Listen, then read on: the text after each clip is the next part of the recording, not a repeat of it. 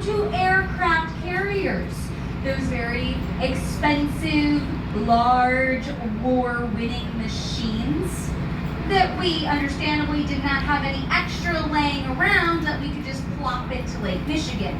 So in order to do this training, what we did, we took a bunch of rail cars, we lined them up, we put a platform, built it on top, and there you go. You could just land your plane on top of that platform. Navy Pier would not turn into the cultural attraction it is today until the 1990s.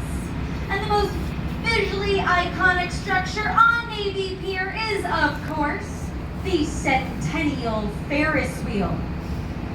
For those of you who have ever wondered why a Ferris wheel, well, folks, we invented them. That's right, the Ferris wheel was invented here in Chicago for the World's Fair, the Columbian Exposition of 1893. You are welcome, or I am sorry, depending on your feelings around the Ferris wheel. Now, the story. Chicago wanted to out-Eiffel the Eiffel Tower. But with 1 year to plan and build, nobody was really coming up with anything that was either cool enough or actually plausible. We could actually build it.